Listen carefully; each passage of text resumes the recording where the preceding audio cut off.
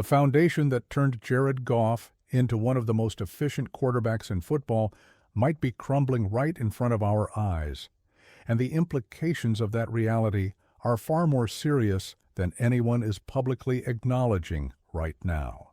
Welcome back to Lions News Fan Report, your trusted source for the most comprehensive analysis, breaking updates, and exclusive insights on our Detroit Lions.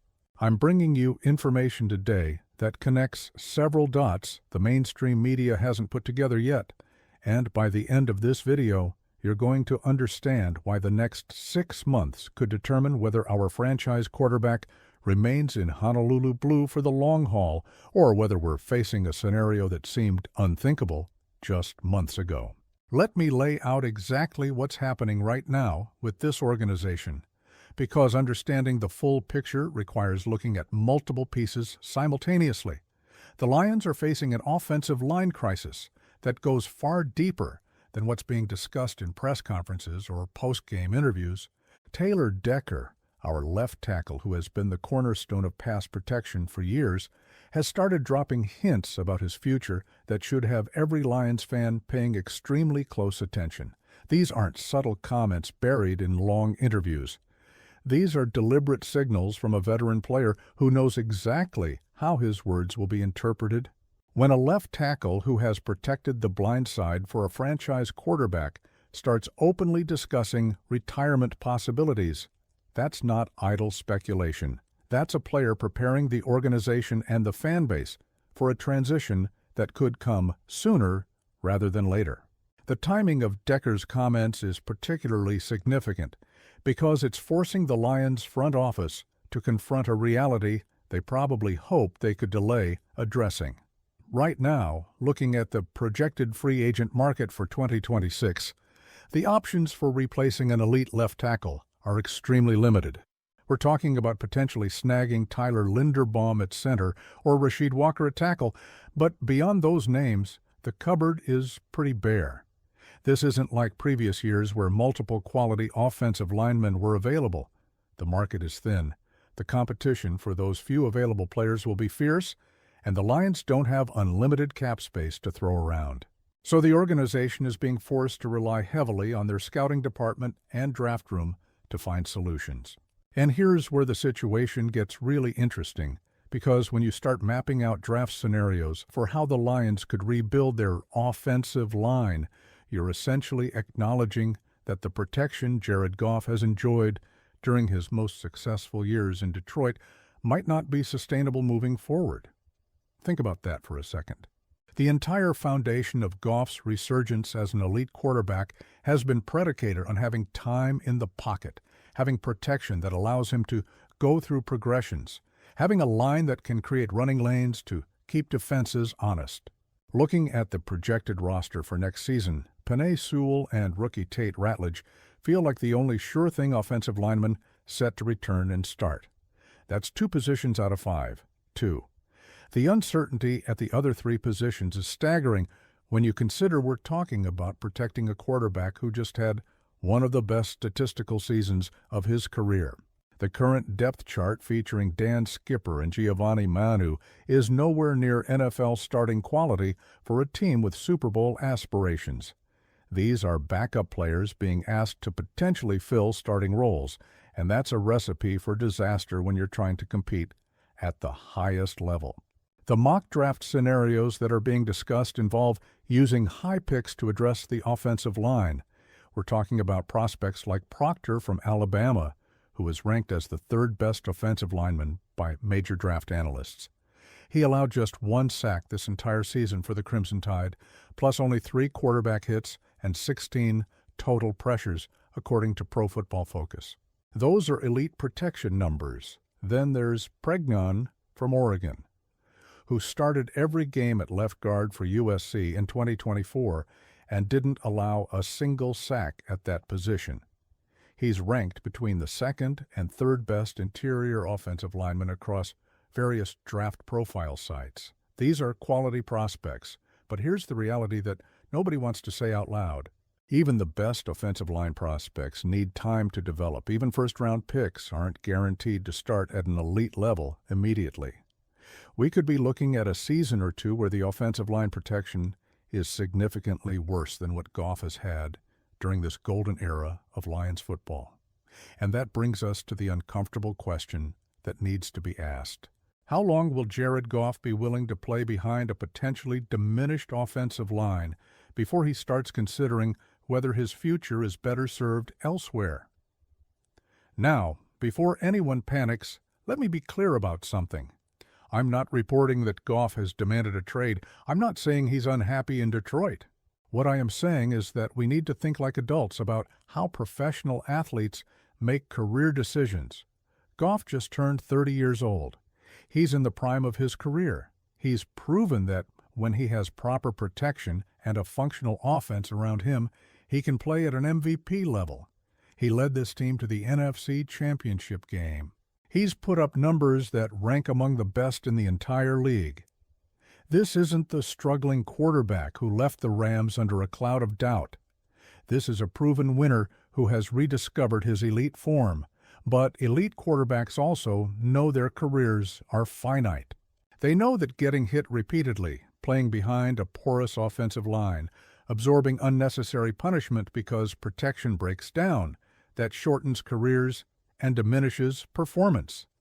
Matthew Stafford spent years getting battered behind mediocre Lions offensive lines before he finally got to Los Angeles and won a Super Bowl with proper protection. That's not ancient history. That's a cautionary tale that's extremely relevant to this discussion. Stafford recently made comments that added another layer to this entire situation, reminding everyone that quarterbacks remember what it's like to play without adequate protection. The Lions have been absolutely phenomenal at building around Goff over the past few years.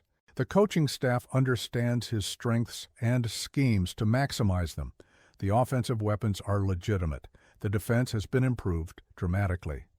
But all of that progress means nothing if the offensive line regresses to the point where Goff is under constant pressure, where he's getting hit on routine dropbacks, where the running game disappears because the line can't create push. That's not speculation. That's basic football reality. Quarterback success is directly tied to offensive line quality, and when that quality deteriorates, everything else falls apart. So, let's think through the scenarios realistically. Scenario 1 is that the Lions absolutely nail their draft picks, that Proctor or whoever they select at tackle comes in and plays at a high level immediately, that the interior line positions get solved either through the draft or creative free agency, and that Goff continues playing behind elite protection. In that scenario, everyone is happy and we're not having this conversation. But that scenario requires everything to go right, which rarely happens in the NFL draft. Even great drafting organizations miss on picks. Even highly touted prospects bust. Even players who should succeed take time to develop. Scenario 2 is that the offensive line takes a step back, that protection becomes more inconsistent, that Goff's numbers decline as a result, and suddenly we're in a situation where both the quarterback and the organization start wondering if continuing together makes sense long term. In that scenario, you could absolutely see a situation where Goff, who has already proven he can succeed at the highest level with proper support, starts listening if teams with better offensive line situations come calling. He's under contract through 2028 with a cap hit that's manageable but not insignificant. If his performance declines because of protection issues, trading him could become a conversation that benefits both sides.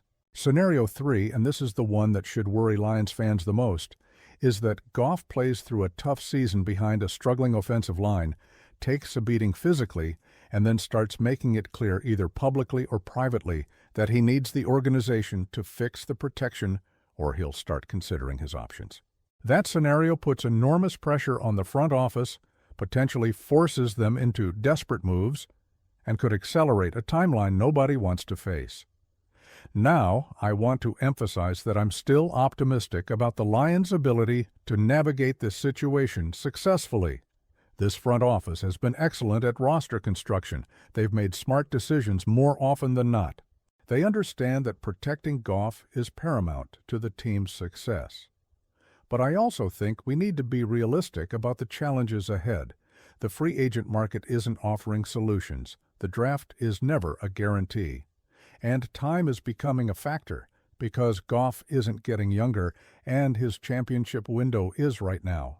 The Taylor-Decker situation is particularly tricky because even if he doesn't retire, even if he plays one more season, he's clearly thinking about the end of his career. That means Detroit needs to draft and develop his replacement anyway, which means potentially playing a rookie at left tackle sooner than they'd prefer.